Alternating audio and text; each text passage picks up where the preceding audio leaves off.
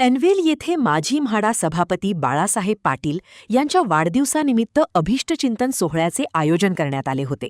या सोहळ्याला नागरिकांनी मोठ्या संख्येने उपस्थित राहून बाळासाहेब पाटील यांच्यावर शुभेच्छांचा वर्षाव केला. वाढदिवसानिमित्त महिला बचत गटांना उपयोगी वास्तूचे वाटप तसेच ज्येष्ठ नागरिकांना छत्र्यांचे वितरण असे विविध उपक्रम करण्यात आले. सामाजिक बांधिलकी जपत राबवण्यात आलेल्या या उपक्रमांचे उपस्थितांनी कौतुक केले. बाळासाहेब पाटील यांनी सर्वांचे आभार मानत समाजसेवेचा वसा कायम ठेवण्याचा संकल्प व्यक्त केला. जे सगळे लोक ज्यांनी मला मनापासून हार्दिक शुभेच्छा माझ्या वाढदिवसाच्या दिल्या, त्या सगळ्यांचा मी मनापासून पहिल्यांदा आभार मानतो.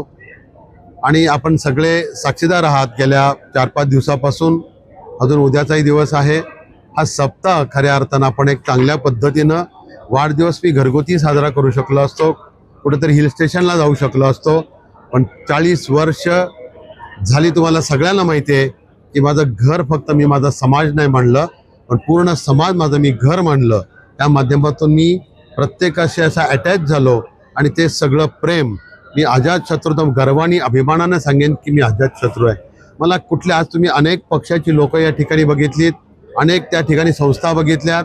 कुठलंही राजकारण मी भारतीय जनता पार्टीचं आहे म्हणून कोणी आलेलं असं तुम्हाला कधी दिसलं असं मला वाटत नाही.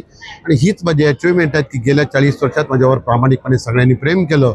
आणि मी काय दिलं त्यांना, तर उलट ते सगळे माझ्याबरोबर आत्तापर्यंत संघर्ष करत आले. 40 वर्ष तुम्ही बघितलं, आता या 10 वर्षात भारतीय जनता पार्टीचा आदरणीय नरेंद्र मोदीचे पंतप्रधान होतात. अटलजी तेव्हा झाले, पण एक 6 वर्षासाठी लाल किल्ल्यावर त्यांनी झेंडा फडकवला. पण आमच्या अनेक वर्ष संघर्षामध्ये गेली. या रायगड जिल्ह्यात खऱ्या अर्थानं भारतीय जनता पार्टीचं कमळ फुलवणं अतिशय कठीण होतं. म्हणजे भारतीय जनता पार्टीच्या महाराष्ट्र प्रदेशच्या दृष्टिकोनातून हा रायगड जिल्हा हा अतिशय खडकाळ जिल्हा होता BJPच्या दृष्टिकोनातून. पण त्याच्यावरती सुद्धा कमळ फुलवायचं जेव्हा आम्ही सगळ्यांनी, माझे जुने सगळे सहकारी माझ्यावर जेव्हा काम केलं, मी त्यांना द्यायला माझ्याकडे कुठलं आर्थिक असं कुठलं गणित नव्हतं, कुठे एखादा सरपंच आमचा सदस्य नव्हता.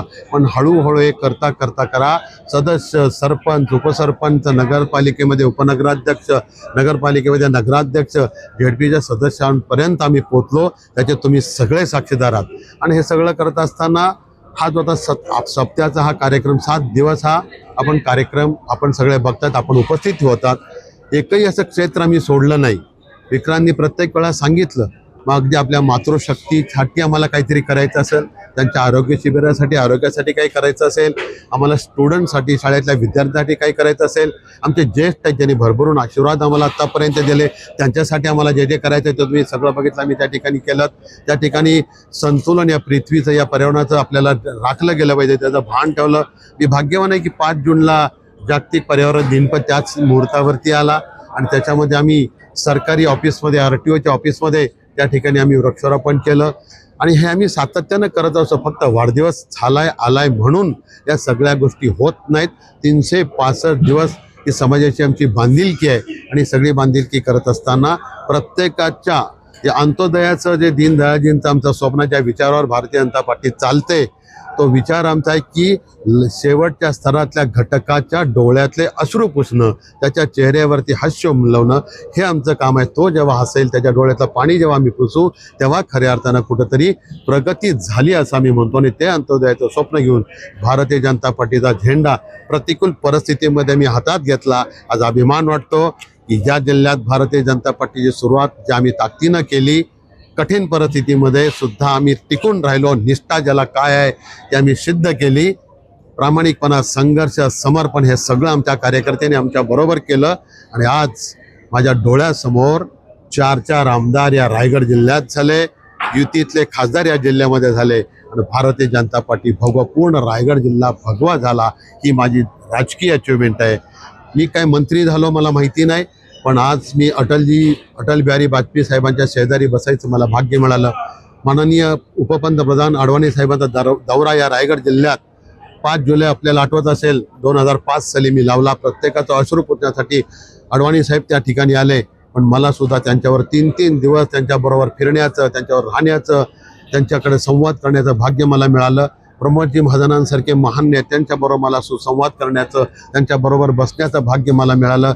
आदरणीय मुंडे साहेबांनी, आज मी या ठिकाणी उभा आहे, मला मुंडे साहेबांनी उभं केलं. त्या इतक्या मोठ्या महान नेत्यांच्या बरोबर त्या विचारधारेत बसणं, मला असं वाटतं की फार भारतीय जनता पार्टीतल्या कमी कार्यकर्त्यांना मिळालं. त्यापैकी मी एक भाग्यवान कार्यकर्ता आहे. आणि म्हणून मी इथून पुढे सुद्धा जे आत्तापर्यंत जी लोक आली, ज्यांना काही येता आलं नाही पण त्यांनी अनेकांनी मला शुभेच्छा दिल्या, त्या सगळ्यांचा मी ऋणी आहे. त्यांच्यासाठी मी विक्रांतलाही सांगितलं आहे, त्यांच्या शुभेच्छांनी आणि आशीर्वादाने विक्रांत आमदार झाला.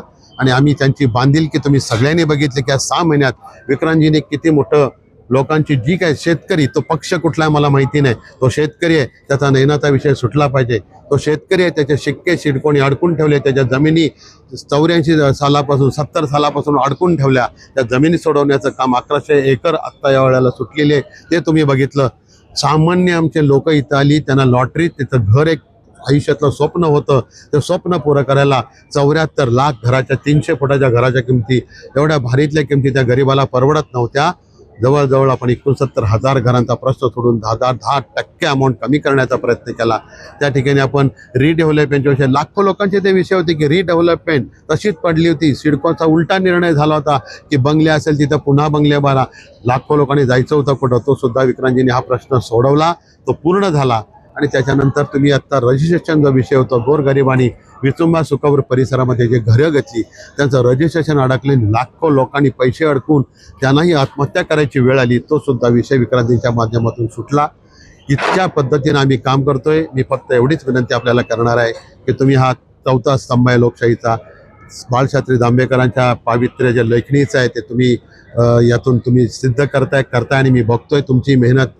इतक्या दिवस झालं तुम्ही उन्हामध्ये सगळीकडे आमच्या बरोबर आहात. हे सगळं करत असताना विक्रांतजींचं जे काय काम करतोय त्याला तुमचे आशीर्वाद राहू द्या, एवढीच या ठिकाणी विनंती करतो. थांबतो. जय हिंद, जय महाराष्ट्र. आजची उद्योगनगरी न्यूजला सबस्क्राईब, बेल आयकॉनला प्रेस करा, लाईक, कमेंट आणि शेअर करा.